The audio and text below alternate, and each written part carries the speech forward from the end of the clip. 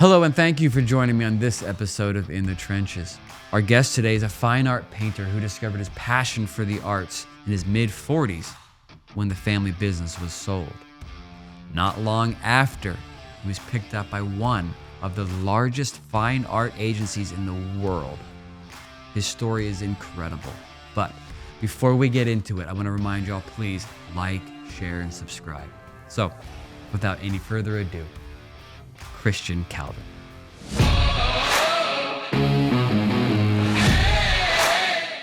Christian, thank you so much for coming by. Thanks for inviting me. This, you were saying this is your first podcast? First podcast, yeah. Wow.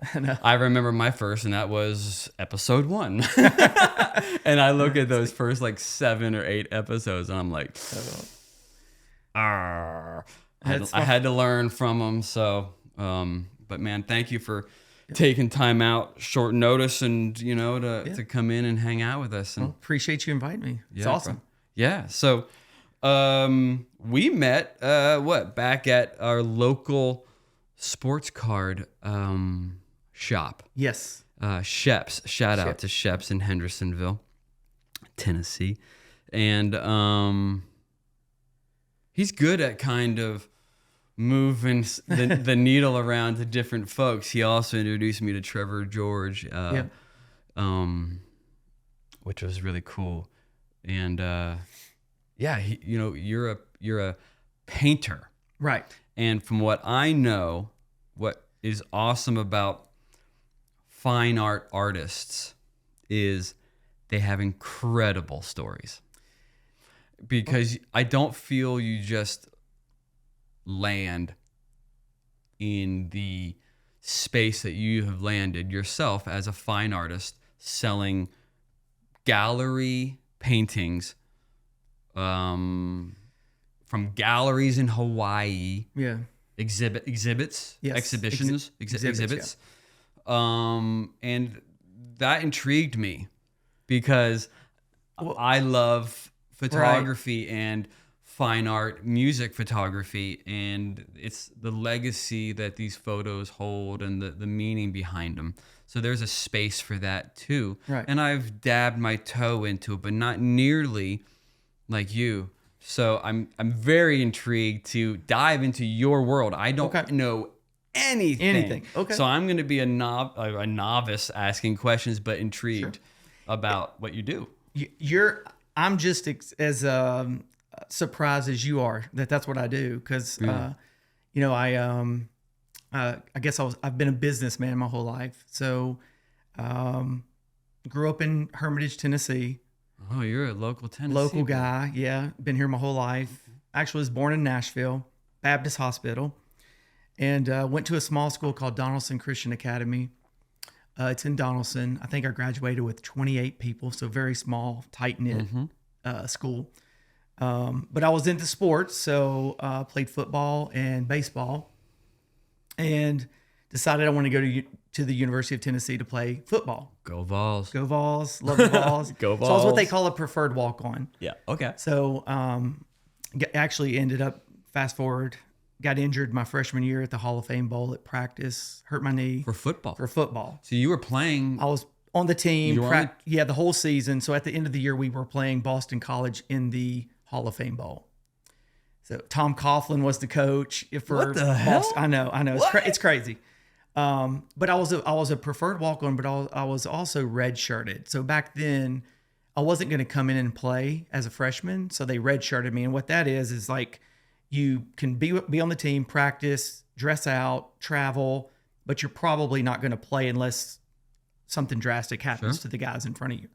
So I was redshirted, but I was lucky enough to be able to travel with the team.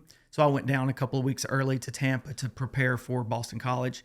And I ran a curl route, and Deron Jenkins, who played several years in the pros, kind of hit me in the back, not meaning to hurt me or anything. And then I was stumbling forward, and I think Reggie Ingram hit me in the face. So my leg actually just got stuck underneath me and bent back. So the reason I'm telling you that story is I was a sports guy. I went there to do broadcasting of all things. So got a broadcasting degree. and then didn't use it. Like, I wanted to be a radio. Next. Next. Wanted to be a radio DJ. So Howard Stern, I really looked up to Howard Stern. He was like my favorite. Yeah. So that's what really pushed me to do broadcasting. Cool.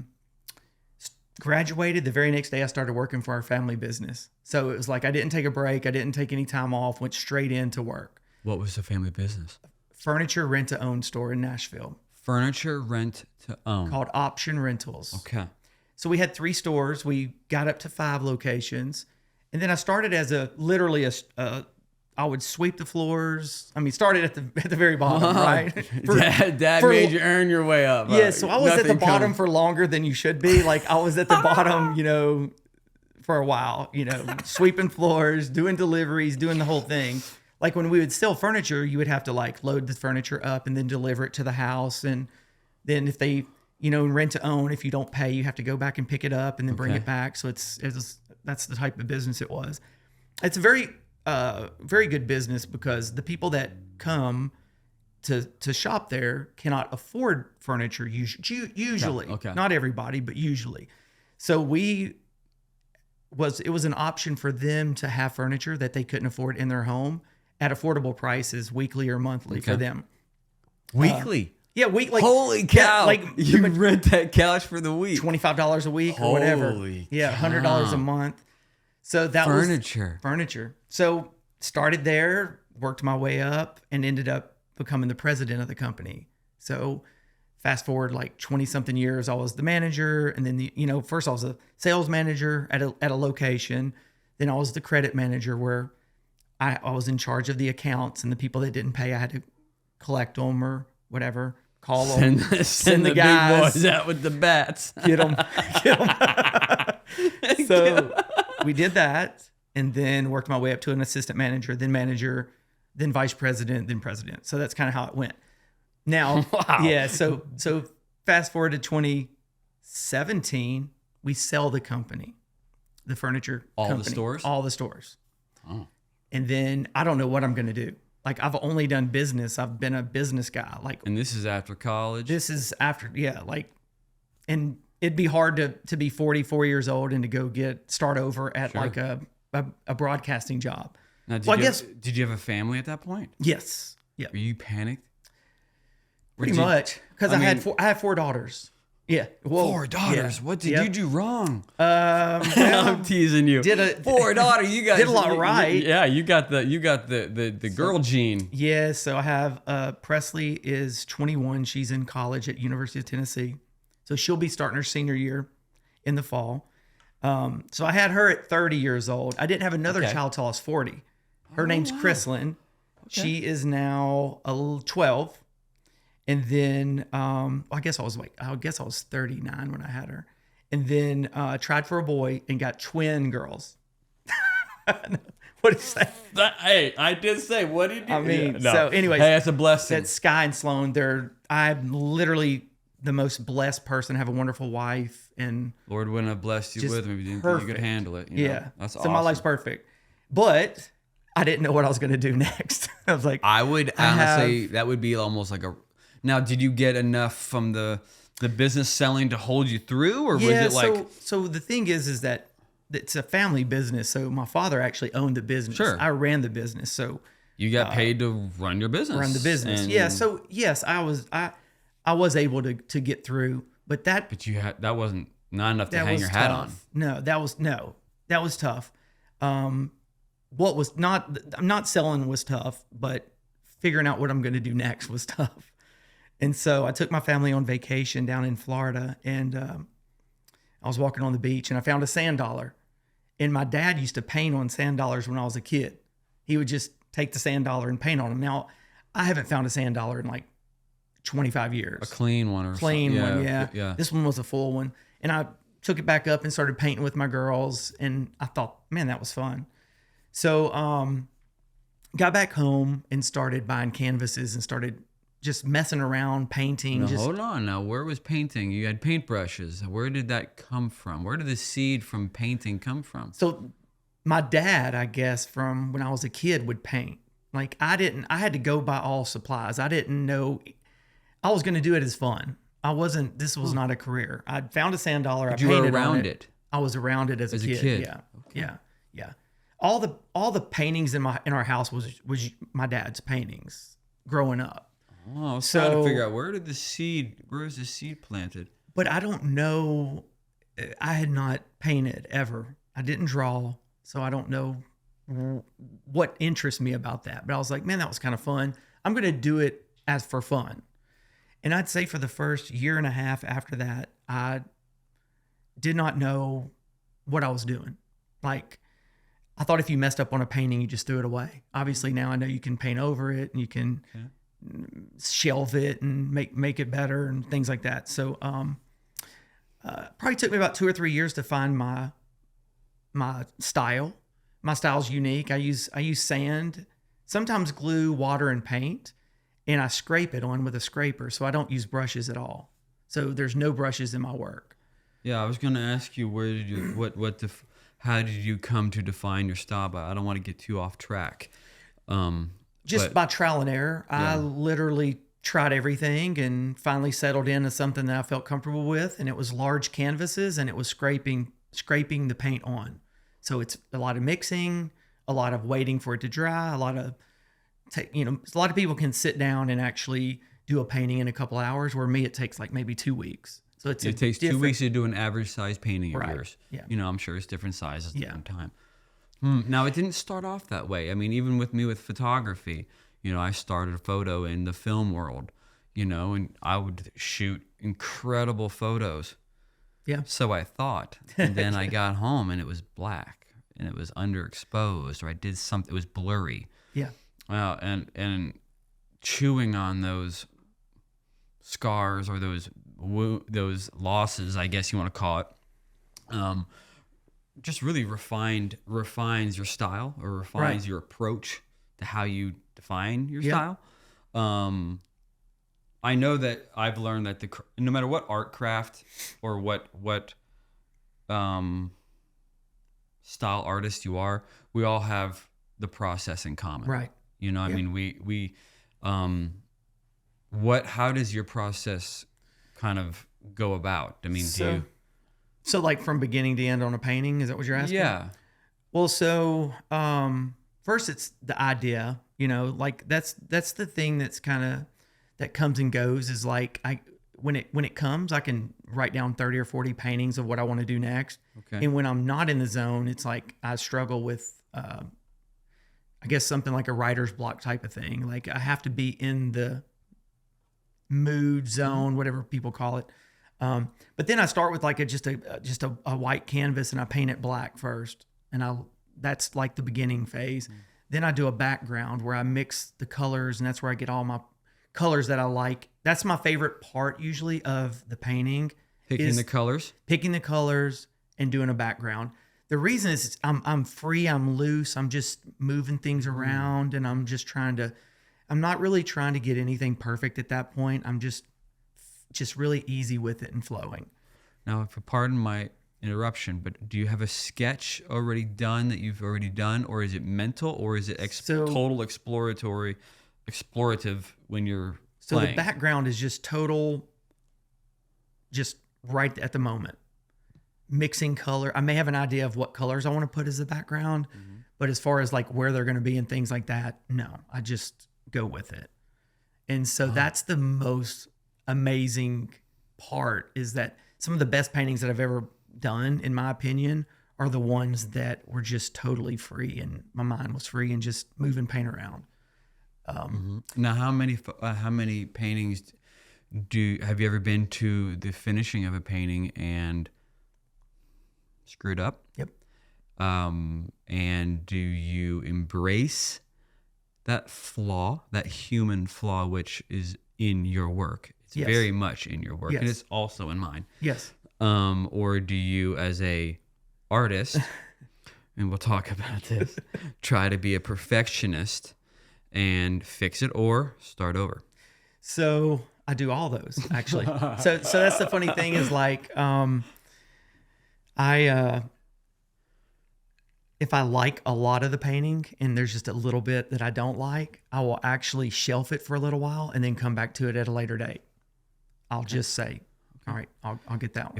If you're in a more forgiving mood later, maybe you're obsessing about that one thing. Now, if you hold on to that obsession in 8 days from now, maybe it needs to live, and that's it. Right. But if you come in and you've forgotten, or you're kind of like, come on, Christian, what are you thinking? Yeah. I'm the same way. Yeah. So so it's funny that all the three things that sometimes I have to finish it. I'm like, I have to get this right. And then sometimes or finish it to know it's not right. Or to finish it right. I spend a lot of time, and when I'm beating that photo up, and I'm just like standing up, doing my little routine. Nobody's ever asked what my process is, which is fun. But yeah, I have mine and I'm just like, I'm not into it. I can't get into it. And then I come in, I'm like, it's just not the right photo. Gone. Gotcha. Okay. So, yeah, I mean, there's a little bit of all that, I think. And sometimes I'll just paint over what I don't like, just a blank color, like white, and then shelf it. And then I'll say, all right, I'm going to come back and just do that portion completely over. And it may look completely different than what I ever thought that I was going to put down. Say 3 weeks goes by. Well, my life has changed. I've had different things happen. My mind's in a different spot.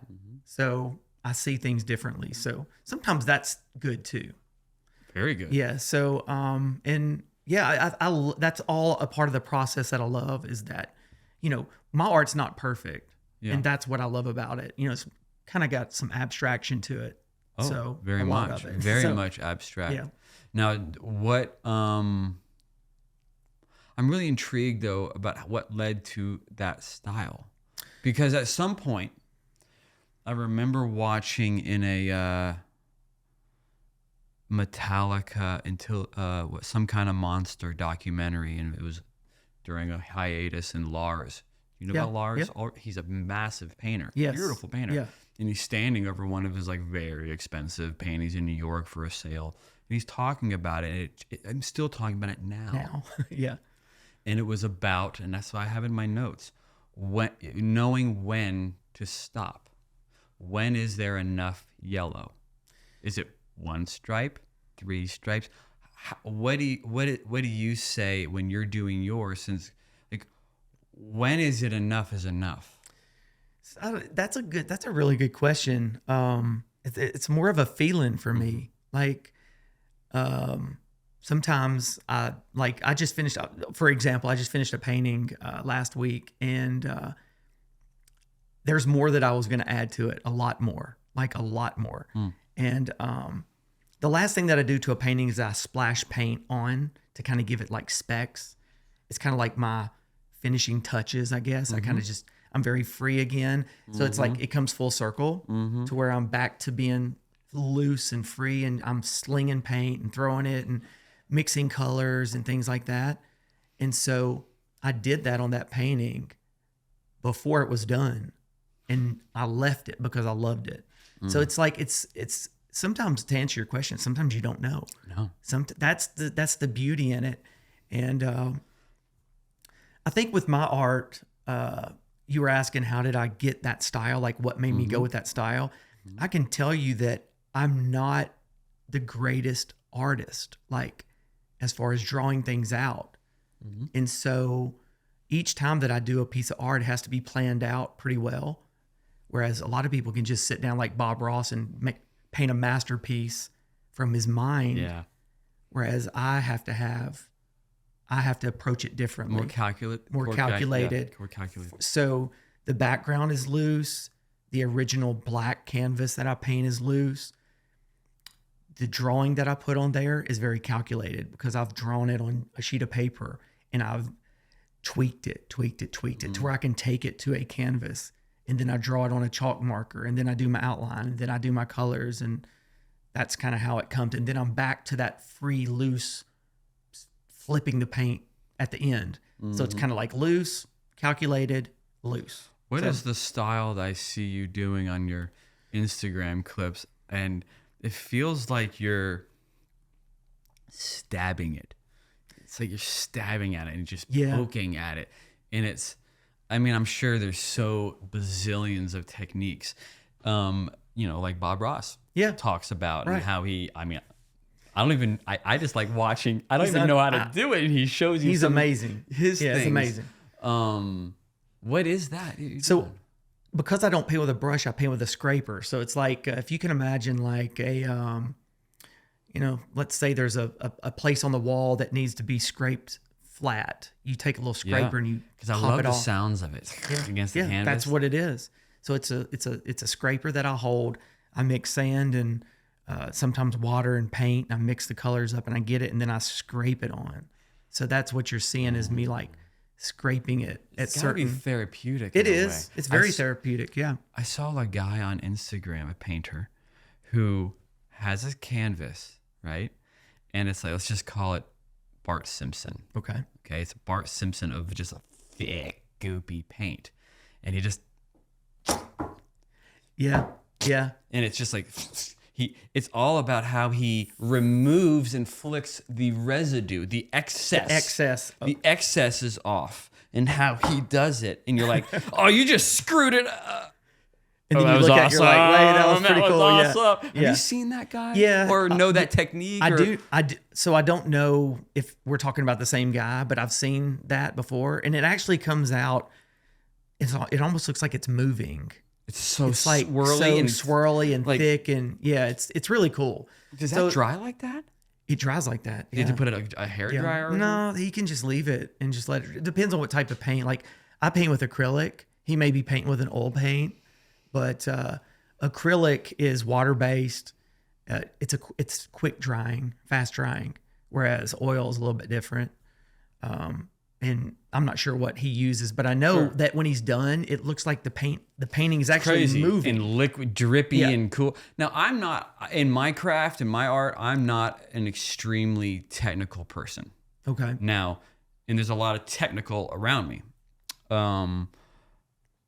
Maybe I know well enough to be dangerous, or I know what I know. Yeah. But I'm much more artistic in how I view things and what I'm seeing rather than the technical. Right. And in photography and in directing, a bit more into photography, you have a certain side of groups that are very technical and a whole subculture of technical photography. Right. And I'm very much not that. Oh, where'd you shoot that at? I'm like, oh, I don't even, Yeah. How is it in the fine art, in the painting world? Because I mean, you just started. I mean, there's got to be stroke techniques and brushes and all that stuff.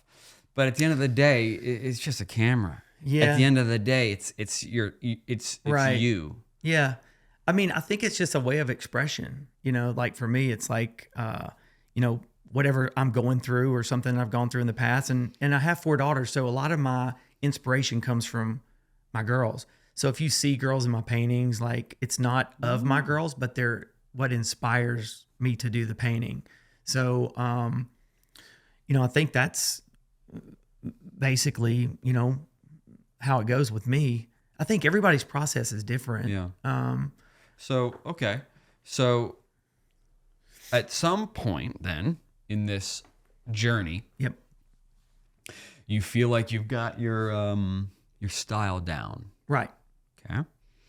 And I'll just draw parallels to my world. Then I would think you would want to be thinking, okay, how do I make money? I need to, is there representation? Right. Do you seek out representation? That's what I did. Okay. I sought out representation. I got signed. They helped me. I get jobs, and we move in. That was during that era when it was a little easier. That's how it was done. Yeah. I'm gonna rewind many years when you got started. Was that the case for you? How did you get signed? Is there representation? How does that work? So when I first started art, I was really afraid to show my art to anyone. Artists are very personal. It's like I don't. No one really understood what I was doing. I do these weird faces and. My girls that I draw look kind of strange. They kind of look like cubism with a little mix of neo-expressionism. So it's like, what's happening? And everyone had known me as a business guy. Now I'm doing this like kind of weird, crazy art. Like, what's up with that? He's lost his mind. He's lost his mind. So I would let's talk about that. Oh, yeah. So I would paint. Well, I would paint, but I wouldn't show it to nobody. Okay. I wouldn't show it to nobody. Sure. So what I did is I have an office in Goodlettsville, and when I would finish a painting, I would just like stick it in the corner, to where there was no more corners to stick it in. Like, can't stick it in no more corners. Then I started like getting them framed. I have a framer that is a custom frame guy that makes my frames. Like, I tell him the size and dimensions, and he makes it for me. I'm very lucky to have him. Mm-hmm.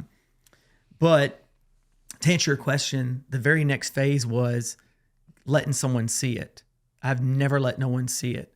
So my dad bought I work with my dad. So my dad's a part of this story. He's been a big supporter of me, and we work together every day. So, he has been a huge part of and obviously my wife, who says, of course, what are you doing at 45 years old, starting an art career? Like, we have a family, right? Like, go get a job. Like, that's seriously. an incredible story. That's what I want to hear. So it's amazing that I have the support from the people that I have.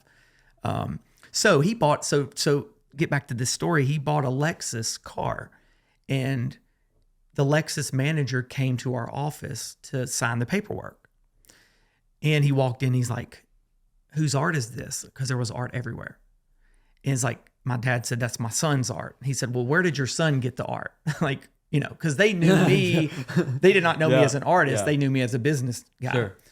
And so he said, "No, that he did the art."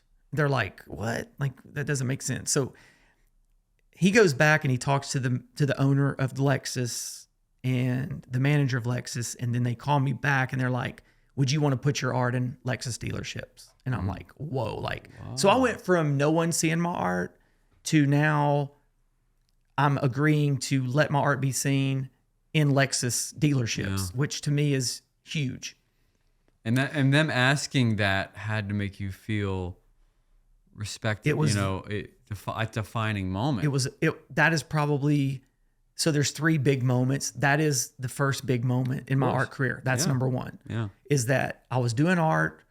Everybody's like, "You need to start making money." I also, and we'll talk about this. I have 2,500 domain names.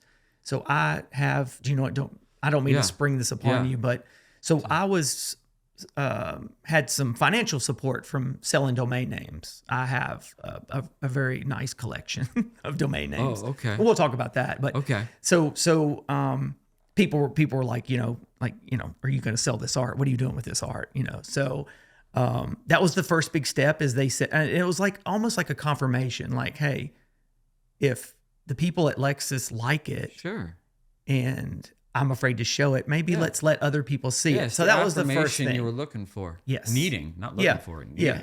Affirmation. Yeah. So amazing. So we put it up there, and then that was in Nashville. So the Cool Springs Lexus saw it, the manager saw it, and then called me and was like, "Hey, we'd like to have your art out here too."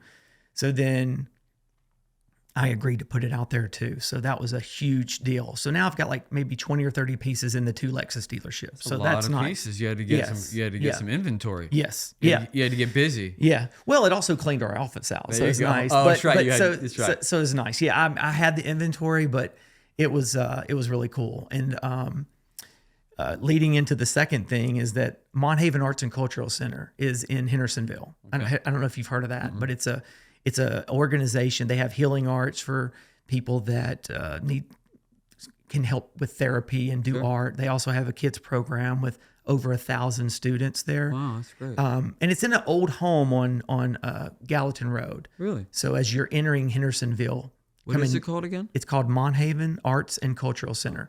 So if you're coming up Gallatin Road, it's on the left, right when you first come into Hendersonville, at the base of Hendersonville. Okay. That's cool. Amazing place. Yeah. So the first thing was Lexus said they would love to have my art there, and I was obviously excited. The next step was I talked to Monthaven Arts and Cultural Center, like, how can I get a show?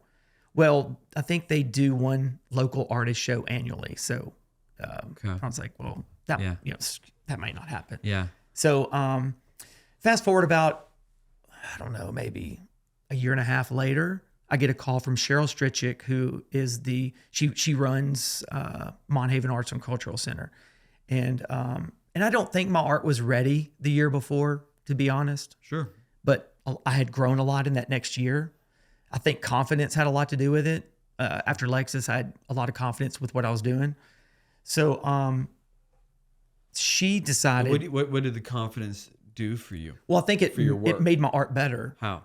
Just because I had more confidence with what I was doing. Like, oh, people like this. Okay, so I could go to that next step and be more free. It wasn't anything different what you were doing in the art. No. Okay. It was more in how you got it out. Right. Okay. That's important to know. Yep. It's important to know because sometimes that confidence will feed into your art, and your style and your work will have some wings too. So I think, I do think it had a little bit of that, but I think more than anything, it was more of a confidence thing. Like, okay, like they like it. They want to show it to their people that are buying high-end cars. Like, this is a good thing. Plus, they wouldn't put it there if it wasn't going to help their business. Right. Or just, it actually makes it makes, I don't want to say it makes the cars look better. They got beautiful cars, but like, it complements what they do there too. It looks good.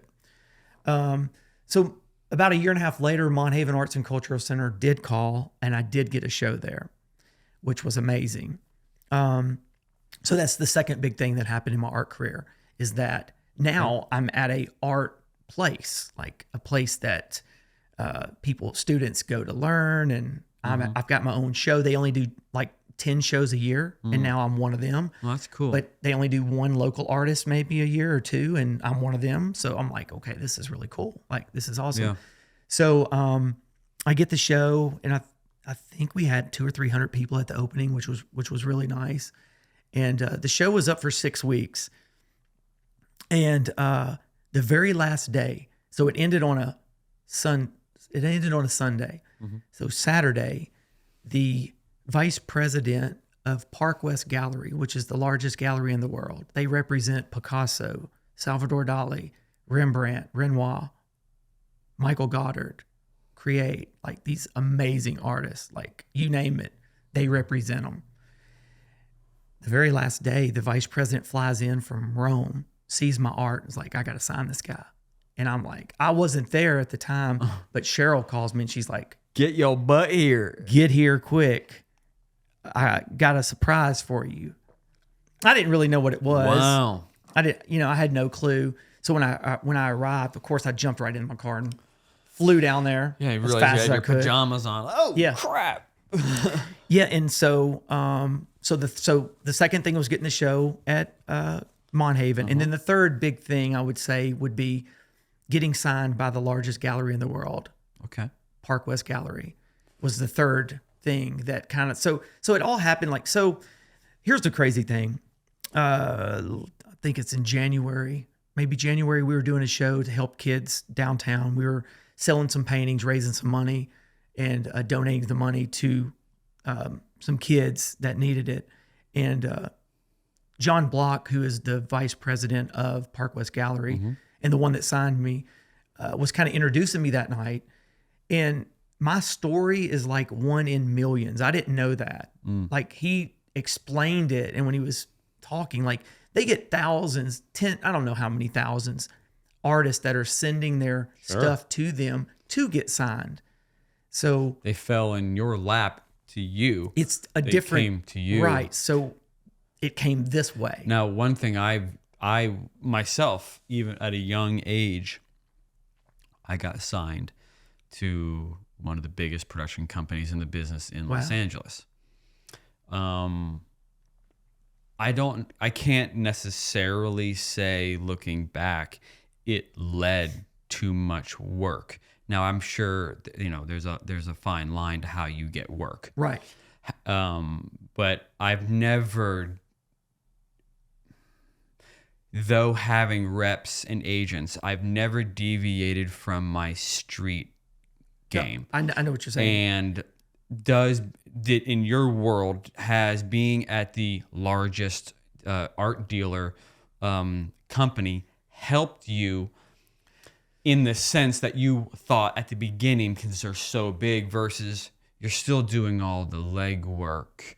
What says you about kind of what I'm talking about? We'll dive into it, but having your representation feels good for the moment. Sure. And it's nothing bad on representation. It's just it's not a guarantee that No. the dinner bell is going to be ringing. It is not. No, it's not. And so Right. Well, I mean, so I'm what I guess I would be on my quote unquote rookie contract, I guess, right? you still are on it. Yeah, Okay, so still you're on the it. rookie contract. I'm on the rookie contract. Oh, okay. I didn't know how far we're on it. Yeah, so I'm still in it. Like I've only been signed like a year and a half. So I've only really been doing art for 5 years. So that's the thing. That's awesome. Going from not knowing what I'm doing to being signed to the largest gallery in the world in such a that's what he's saying, which is an incredible story in itself. So whether it leads like how do you define success? Like exactly. So it's. I mean, to do that in one, and to even say what you're saying to me on the podcast is like checkered flag, done and done. Right. You know exactly. what I mean? Like, okay, exactly. I'm done. Exactly. But like, okay, Zoom, we're past it. Next. Right. Next, Has it yeah. led to, how are you getting your work? Is it through online sales, through your merch? Is it, or it's not online. Right. I'm trying to understand your world to mine. Are they actively pushing you in rooms? Yes. So I'm not sure the total number, but I think their customer base, I guess, or their customers is like 3.5 million they have a nice system. They're on 110, I think, cruise ships where they sell art. So let's say you take a cruise with your family. One of the nights may be a nice night with Park West Gallery to where they'll invite you in, tell you about an artist, probably have a few artists there. I haven't made it to that point yet. That would be a goal. You're not at the field trip level yet? Not yet. So right. That would be a nice goal. Yeah. So, but it's almost like right now I'm not on any of the cruise ships, but imagine if my art was being sold on 100 cruise ships. God, it makes sense. So then you start selling prints and you start selling, Giclée copies and artist signatures and things like that. So you get into a whole nother world of. So are you getting into prints? Giclée, the print? Mine are printed on that paper. So. Yes, but nowhere near where I want to be. Process. I mean, right now I'm still at the selling the originals thing. So, and getting commissions. So I get commissions from people. So now how do you determine the price? We don't have to talk about price, but how do you what weighs into the consideration? Do you look at others? How can you compare art? So I do think that's where you're talking about. Just because you sign with somebody doesn't necessarily mean it's going to give you work, and that's very true. I'm just trying to compare it to the directing world, but I wasn't thinking for a second that your world they're not representing you to go make art for someone.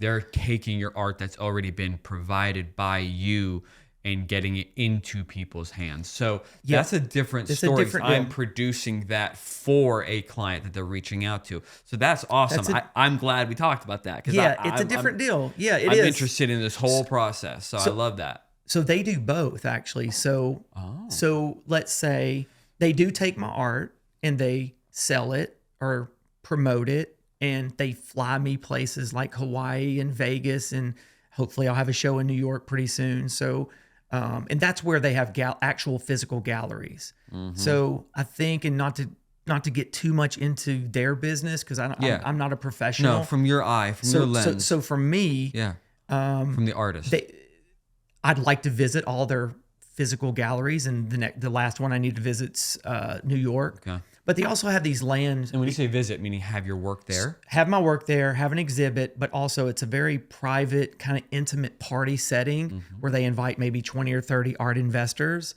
It's a very nice evening. See, now how awesome would that be? I'm just thinking of it because remember, flash forward to the beginning of this episode. I am and we had a guest, Julie Solomon, and she was just talking about branding, and I'm like, I want to sell my prints in galleries. I want a gallery in town, and no different and how you're selling yours. Correct. So everything you're saying, if my eyes are deer in the headlights, is because I'm thinking about my world. Yeah, well, Okay. You know. Yes. So keep going. I mean, So what we're talking about is like, so obviously, let's say you have a lot of work already. So work. Like photography. Yes, So but you have already printed. 'Cause that would be what freaks me out, is getting the product to a gallery of what, 25 pieces. Yeah. So okay. So I can walk you through the process a little bit for me. Yeah. So I do paintings. They do a call to me. So I'm not one of the top producing artists yet. I like to say yet. Yeah. Yeah. I mean, You've done a lot I'm in pretty 5 years. confident that I can see things and I can feel things happening. So I know it's going to happen. It's just like one of those things, like when. Yeah, just keep it going. But right now, without me being the top producing artist currently, so when you're a top producing artist, the original becomes really valuable. And then the prints, they sell a lot of prints. And the prints range between 800 to 2,500, depending on if you signed them and things like that. But prints of the painting. Yes. So let's say I do a painting and it's commercial enough to where they're like, we can sell multiples of this. So then they'll do it's called a publishing. They'll actually publish that piece. It'll become a published piece. They'll do maybe, 500 copies. I'll sign them and then they sell those, give them away, whatever, But the process is I'll paint, they'll do a call for it. I'll send them out. They get professionally photographed. They do all this. Like they take it and ship it. They have a 200,000 square foot facility in Miami. So they take my art, they take it down there, they professionally photograph it. Mm-hmm. Then let's say I have a show in Vegas. They choose, or I can choose either which paintings are going to go and they ship them out there. They ship me there and then I have a show there. And then they ship them back, and then from there they'll ship them to whoever bought them. So they handle all the admin work. All of it. So there we go. That's amazing. All of it. Okay. Of course, I have my own inventory system. When I do a painting, I do my own photography, I do my videos, and then I also have obviously a spreadsheet that I keep up with. Okay, that was painting 435, and then I write 435 on the back of the painting so I can keep up with it. Now the cool thing is that when they get it, they put the same number system on my paintings in their system. So if they say, hey, 435's going or 231's going, I can just go to my spreadsheet and say, okay, cool. Or those are the ones that the numbering system's really cool because it's with them and me. And it's something that I came up with, not them. So it's like what I mean by it, not that I'm running their system, but it's my number system, but they adopt it into their system. It's easier because it's on the back of the painting, so it makes sense. Do you paint on the side? I mean, do you paint when? Yes. I mean, there's nothing going on, and you're like, I would imagine a painter is being slightly lonely. You're kind of in your head. Yeah. You're in your own little space, Yep. And you're letting loose. Yeah. I paint, I don't want to say I paint every day, but I paint mostly every day. Or I'm thinking of what I'm going to paint, or I'm writing down ideas of my next painting. Like, I just lost my mom like 2 weeks ago. So on May 28th, and this represents my mom. And, Sorry. And so I went through a little period of time where I couldn't really, I wasn't in the being creative mood, right? But I was in the thinking mood. And so I wrote down like my next 40 paintings. They were just coming. Just like, it was amazing. This was just like maybe 3 nights ago. And I have a sheet of paper and I'm like, if I don't write these down, I'll forget. So I'm just sitting there writing, okay, this. I'm like writing all these ideas down, like just boom. So it's like, I've planned out my next 6 months already, just one night. Great. It doesn't always happen like that, but it did happen like that this time. But what you were asking is they do take my paintings. And I kind of want to get back to this because I think it's important for you.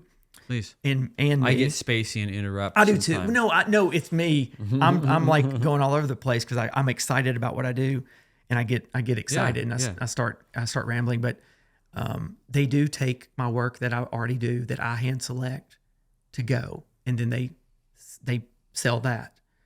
Also, though, let's say we did a show and somebody wants commissions or they can do that also. And they can say, hey, that heart that you painted, they really love that heart painting. Can you do 30 of those? Right. So they can do that too, special for a customer. So maybe in your world, they see they like your work and they say, man, we love the Tennessee, and I'm making this up. I know that's not what you do, but I'm saying we love the Tennessee skyline. Sure. And the mountains and the hills and things. We have 25 people that want 25 different photographs of that. Can you go home and knock that out? Yeah. And so they could do that too. So they could do both. They could do paintings that I haven't done yet and paintings that I have already done. So I'm in the process now of just getting the paintings that I've already done to them. They sell them. They send me to shows, and that's how it works. Are you exclusive to them? Yes. What I mean by that is I would be exclusive to a production company. Are you allowed to take side gigs? Yeah.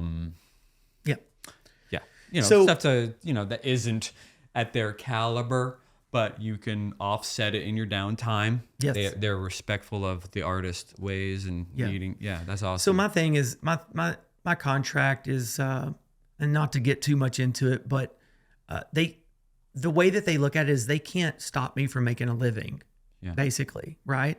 And so anyone that I meet through them, with them at an event, obviously, it always has to go through them. Yes, absolutely. Absolutely. No question. Even if the show's over, the person didn't buy, Absolutely. they reach back to me. Yeah, I don't mean that. Yeah, I mean like a local thing. No, so that all has to be through them. But anything that any person that wants a painting that is my person that I speak with, then it can be.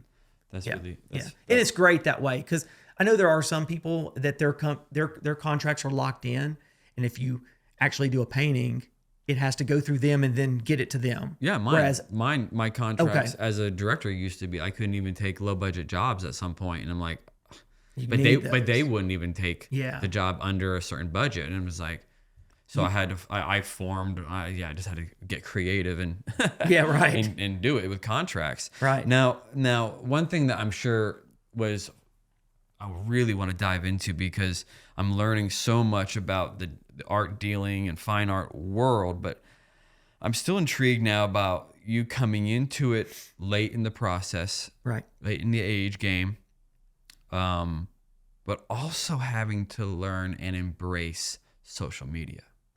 And I bring that up almost every guest because I feel it's very, very important. It is. Because we can't run from it. I did for the longest time. Embrace it, figure out how to use it to your best, how to make it work. And, like I said, the first episodes of this, in my mind, I was like, ooh, you figure out how to make it work. How have you it seems like you've embraced Instagram at least. So my wife is a social media she owns a social media management company. Ding, ding, ding, ding, ding, ding. Bells.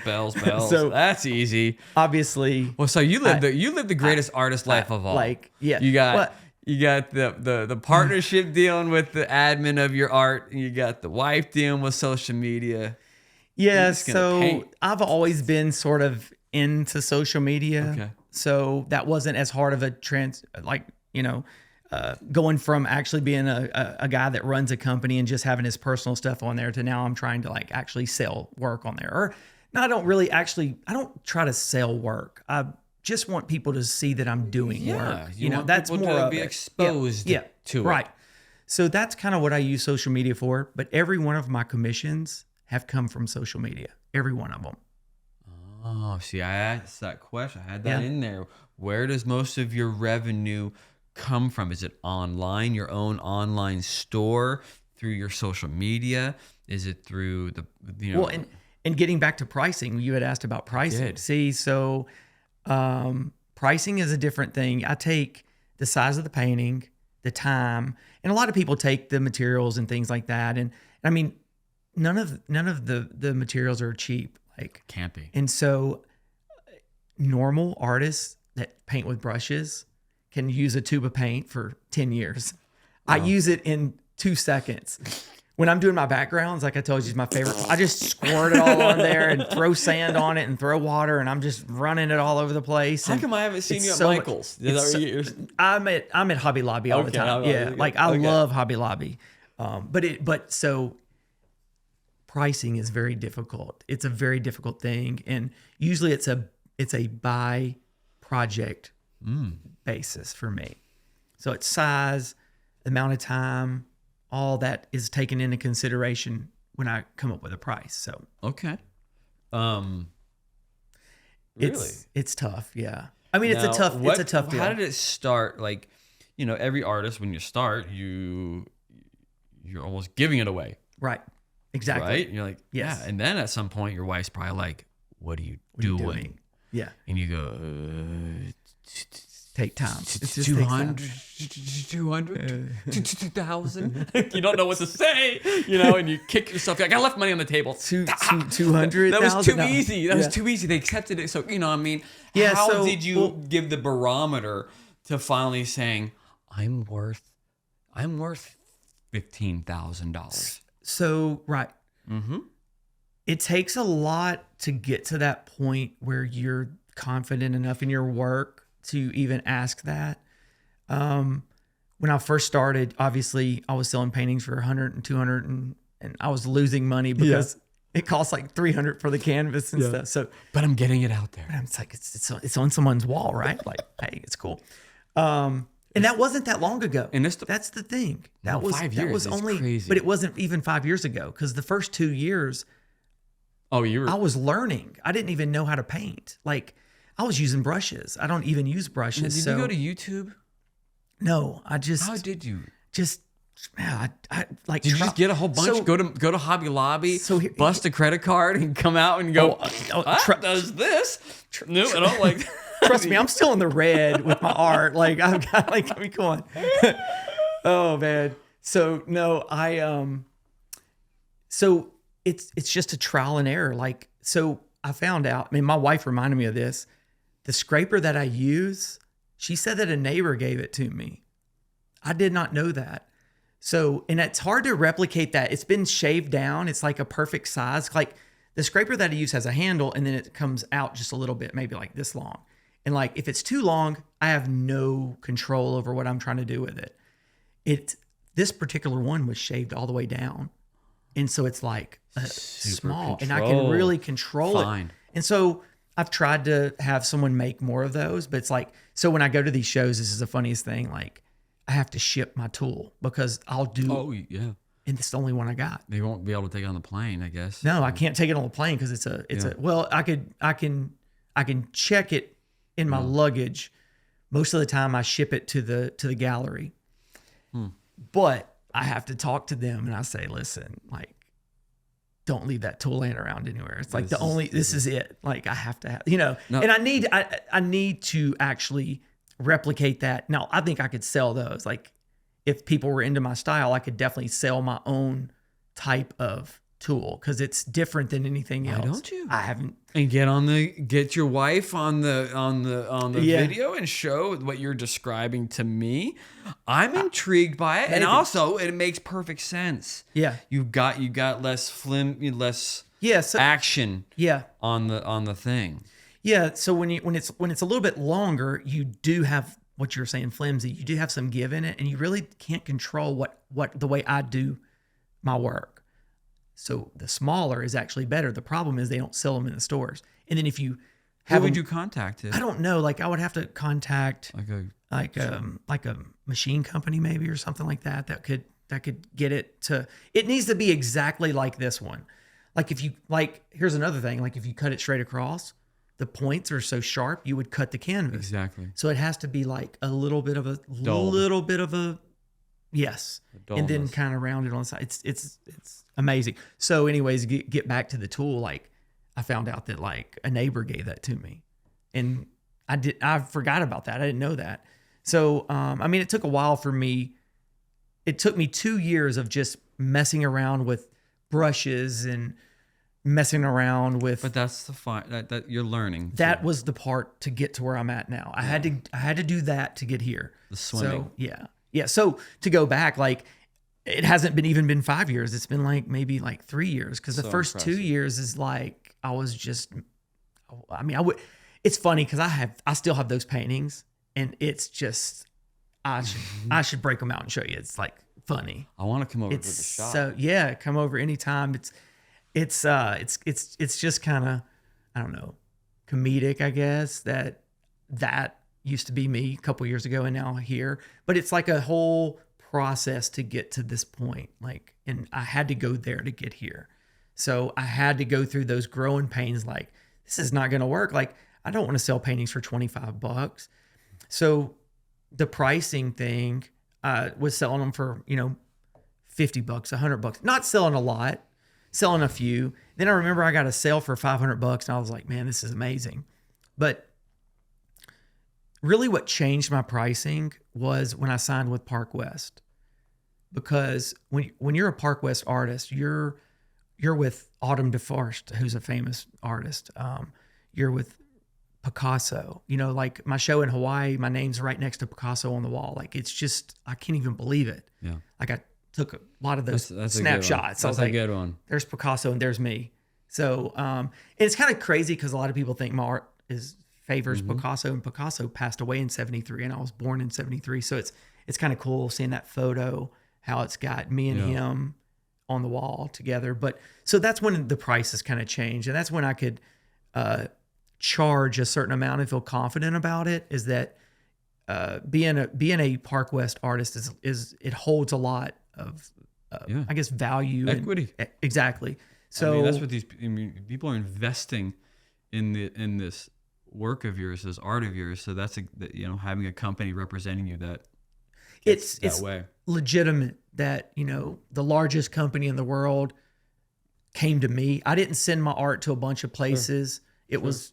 And the fine art amazing. world is all based in that space. I mean, it's getting your pieces in the right rooms, or in many rooms. Right. Otherwise, you would have no shot in hell to figure out. Now, I have a question for you. Now, coming back, just rewind back a few minutes ago. We're learning. Like, did you? I mean, be honest. Did you not hit up Bob Ross and just like watch a couple episodes and be like, no tricks? You learn anything from the guru? No, like I have watched I have watched Bob Ross before.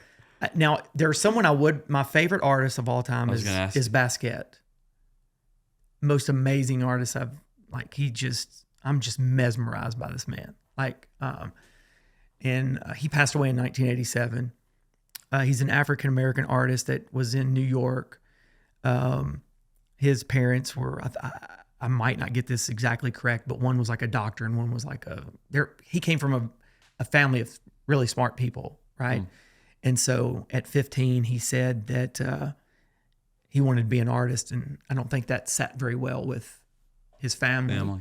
So he ran away, I think at 15, went to the streets of New York. And what he would do is he'd buy these postcards for a penny, and he would paint on the postcards and sell them for 99 cents. So he's making, like, I don't know, $1 per thing. Those now, by the way, are like $200,000 for the little postcard. But anyways, it's just amazing.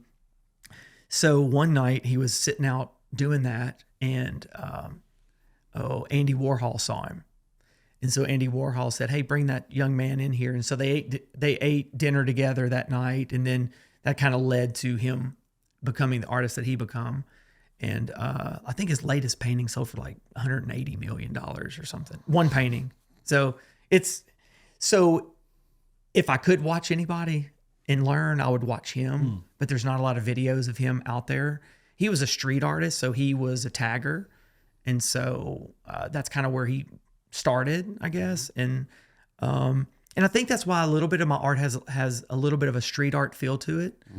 And a graffiti there's a style, graffiti element to it, a graffiti feel, like a tagger. Yep, exactly. I noticed that about it. Yeah, I'm not proficient, but I can definitely talk my way around something. So that comes from probably my influence with him, and obviously Picasso's an influence. I mean, one of the greatest things that was ever said to me was at my first show. Someone said, "Your art reminds me of if Basquiat and Picasso had a baby," and I'm like, "What?" Like, that's my favorite two artists. Like, thank you so much. Yeah, so if I could watch videos, I would watch them. But No, I mean, the process was just like, honestly, it was just trial and error and messing up and throwing canvases away. And back then, I didn't even know that you could paint. I didn't even think like that. Like, I thought if you messed up one little part of a painting, it was done. it also sounds like the athlete in you. Yeah, Also I mean, not willing to quit. no, I didn't. You know what I mean? Yeah. When the going got tough at a late age, and Yeah. there's perseverance that is inside of you that Yeah. was probably obviously instilled, but also learned from to be an athlete. Now, would you agree? I totally agree. I mean, Before I move on. well, I do have this, like, I do feel like I have an incredible drive. Like, I know what I want. I'm going to, like, kind of get it. Is like, it almost to a fault? It's almost, no, it is to a fault. Okay, mine 'Cause is too. What I was going to tell you is, like, I work till like 2 and 3 in the morning, Yeah. like every night, thinking, writing, drawing, painting. It just lives in here. It's just, I can't shut it off. So that is probably from maybe the athlete in me back then, you know, like, just, well, there's also an obsession, OCD-ness to it. Sure. What if one of the last questions I have, because you know family is important to you, right? Same with me. You have some youngins. Yes. And Bobby Bones asked me this on his podcast, and I thought it was a really great question. He was like, he threw me for a loop. Bam. He was like, if the last question was like, would you want your sons to follow in your footsteps? You know, there's not a lot of job security, and the road you have taken, and I'm flashing my mind like, you're like, God, you know, but I was like, yes, because I don't feel like I've worked a day in my life. Yeah, so that's another thing. I don't feel like I'm working. I love what I do. It's hard, but there's something meant to be that I just time, clock, hard, whatever. It's just there. So I think there's a fine line to me between happiness and, like, you also have to earn money and you have responsibilities and things like that. But yes, I have a lot of all 4 of my daughters are artistic. It's amazing in their own little way. And so I would definitely want them, if it's what makes them happy. That's what it kind of comes down to. Like, I do not feel like I'm working and I'm working. Like, I can't shut it off. So it's like, and it's kind of hard to find that. Like, if someone can find that, that's it. That's the thing. Like, that's the key to life. If you can find something that you love do it. And so if they follow in my footsteps and love what they're doing and they can earn a living from it, I would say, yeah, I would love that. So, you know, it's all about the happiness. Yeah, I agree. Like, I truly it's not being love cheesy. It's not doing being cheesy. It's like, why do something miserable? Live your life according in your bills and don't live outside of your means. That if you can, you know, but you know, yeah, it's true. I mean, try to make your art work and and as long as they're happy, like I said, is that what inspires you? Yes. Yeah. You said it earlier, and I wanted to ask you that because it's not easy for. I'm gonna describe me. Okay. Because I was gonna describe you, but I feel like I've got one leg up on you on this one because you've got Park West, right? Park West. Yeah. Behind your back there. But for the longest time, I had agents, I had reps, but then I'm all on my own, and it is the hardest thing to wake up every single day with the attitude to dominate. Yeah. It's not easy. You swirl up and bad and good days from in your brain, you know. What inspires you to get up and to do this and to grind this and to put yourself out there to where people who once knew you as a thriving businessman now are like, oh God, he's selling paintings. Right. You know, and getting past that hater mentality. Right. You know? Well, it goes back to family, and I do want to mention this because it's really important to me. I go by artist 33N. So 33 was my football number, but also Jesus died at 33 years of age. And so since the first 6 letters of my name is Christ, the 33 represents Christ and the N is the last letter of my name. So 33N says Christian. So that's how it reads. So I think that's important also, but it's definitely a God gift because you can't make this up. The story's too incredible, probably, Sounds it. it's not me. So it's from an outside. So it's a God, it's a gift from God. Yeah. But the motivation behind it is my girls. So I live with 5 girls. I have 4 daughters and a wife, and they're the motivation because like I want them to be proud of me, you know. Yeah. But also, it's important to me to leave something kind of behind, A legacy. a legacy. I'm on that right now. So that's why I'm so focused right now, and that's why I know things are going to happen, and I can see them, and I'm head down. Look, I don't sell paintings every day. I may not sell a painting this month. I don't know, but I'm not going to quit. No. I'm not going to quit. So, and here's another thing, and I know people will see this. Success is actually on the other side of the no quit. You know what I'm saying? Like a lot of people got so close to success and they're like, man, I just can't do it no more. They give up or they quit or they do this. The people that are successful, they just don't quit. Yeah. Just don't quit. And it's also like, how do you define success? Like, I already feel like, you know, not to toot my horn or anything, but that I'm successful because, well, obviously it's a God's gift that I can paint like this and that I do this. Yeah, and you provide for a family and you make a living doing what you love to do, and you're free at what you're doing. Yeah. And your mind is spirits, and you work for yourself. Right.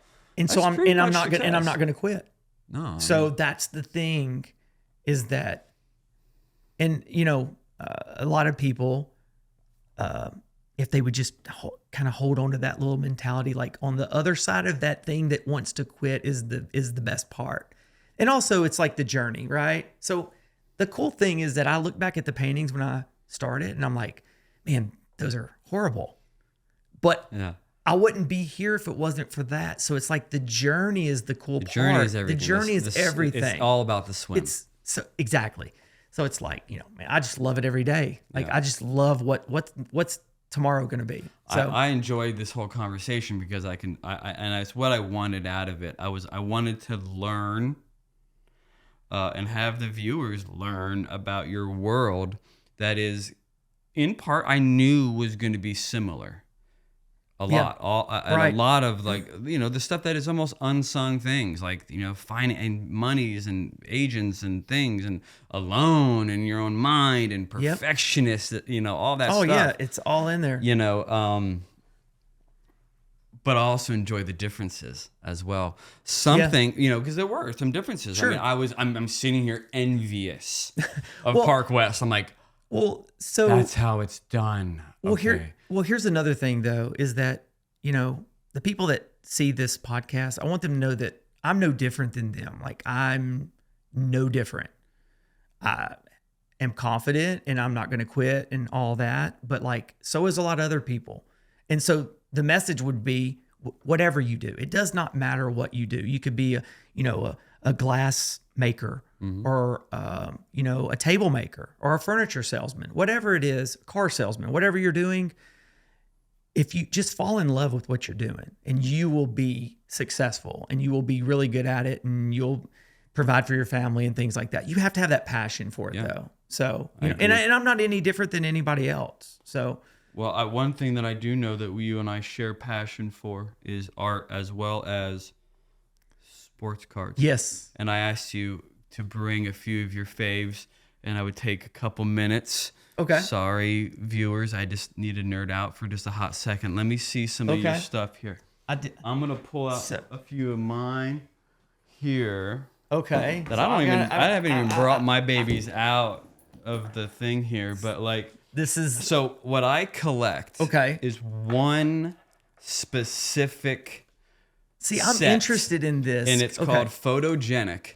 Okay. And it's online only, and they're low pops, high stock, all numbered to 75, and all 10s Nice. of the best ones. So like there's Tatum, Steph, glitter, Pop of 5. Oh my goodness. Oh, you want to see? And they're all 10? 10s. You want to see a 10 of Ant-Man? Look at that. Okay. I love this. Is We can go on for days. Anthony. Oh, and we'll have to look at our bet too because we got Tatum at the front. You got a 10 Luka. on Luka. I mean, All right, so where are we you- got all this. So We where got are you Ja getting Morant. these at? I go deep. So- From everyone to even like Tyler Hero. I love Tyler Hero. Okay. Yeah, dude, he's amazing. I love him. Yeah, mean, he's great. Anyway, these are what I collect because they're all photographic and based. they're in action too. So you They're have all rad looking. yeah. Super. So why sexy. the number to 75? It's a 75 edition anniversary. Okay. Of So- NBA. Of NBA. Okay, I got you. And it's numbered to 75 because they're diamond. Do you have any jersey numbers? I do on Bam Adebayo. It's not a huge, No, but it but is still, a it jersey. can't- I love look, that. I've only got now. I do have look at this one, a gold 1 of 10 1 on John Stockton. nice. Okay. That's a good one. But I like, love that. Yeah. I mean, and then here's a really rad one. This one's like a refractor of Morant. Oh, John to, Morant. Okay. To 15. That's good. So those are where I'm at in the Okay. basketball world. I love it. I love it. And that's and the I love reason, I love the photography on yeah, here. that's the reason behind why I This is so cool. and they're very, it limits the addiction to sports cars. True. You know what I mean? Yeah, It refines it to a place where I can get a wrangle because those are very hard to find. I've never seen those, and I'm No. a basketball guy. Yeah, so those right there, and I'm trying to collect the set. Okay. And it bugs the living crap out of me that When you- I lost eBay a lot, and I'm doing deals and stuff like that, right? Right. And I lost a. No. I lost. I lose them all the I lost time. a Jalen Brown by a fucking $1. Oh my I'm gosh. like, no! And he's just blowing up on the playoffs. I'm like, Okay, now you're gonna have to pay double. by $1. Oh my, $1. I'm like, I had it at a certain. So he could have bid $500 more. I mean, yeah, but yeah. but I mean, we're looking at what the prices are, Yeah. and you're trying to, you're not. oh, I would have happily gosh. paid 30, 50 more dollars. Oh my But gosh. you're in this. No, I'm not going, going, eBay. No, is. I know how. No, Ah, I to the- I do it all the time. So my thing right now is I've been getting see a lot yours. I've been getting a lot of cards lately with, and you can see on my Instagram posts, like it drives me love insane. it. Well, they put clear tape on them. Oh yeah. You like if you're putting clear tape on a sports card, you need to go get a you need to go wrap presents. You do not need to be. He's pulling out the lock, Troy. Well, He's pulling Some of- out. some of the- whoa! He's pulling out weight. Some I of know these- he's got some tiger in there. so I some- actually just got this in today. Hold on. Do I need the gloves? No, You sure? I'm sure that's three. I got them. I'm suit. So see, Dude. so Look at that. it's Tiger autograph, but it's numbered to 3. Yeah, it's 3-3, so 33. It's like it's more important to me for the 33. Wow. So that's cool. Okay, so what is our pricing on one of these babies? Like your one of So- your grails. Well, you want to one see of your holy grails. You want to that see like maybe a $20,000 or $30,000 card? I'm playing with $1,000 cards. He's like, you want to drop? You want to see what? You get 20? I'll show you a big card if I can find it. We'll probably end up cutting these cameras and going on all night about these. This cards. card here. So that's a Tiger Woods autograph, rookie, sign of the times, number to 29, and it's a 9. Now, 9, here, but it's a Beckett 9. right. 9 on the card on the auto 10. So that is a pretty auto though, by the way. So Look this at is that. this is the whole set of those. What the hell? Yeah, You got them all? I've got all of them, and I sold my 9.5s because I wanted all of them in the same grade. That may be the perfectionist go. out of me. Now maybe this is something you need, the perfectionist, because that's what sports cards. Is it hurting you right now that they're just on this table? It's bothering me a little Okay, bit. I'm kind of moving around. Mine are too, because they're out of order and in the case. See, now look, we're just tapping into something. Right. So there is an OCD. Oh no, it's for sure. You know what I mean? Like I have the same thing. I'm like, my cards are out of order in the case. Kind of just throw them back in and okay. And deal with it later. I will. So here's the thing.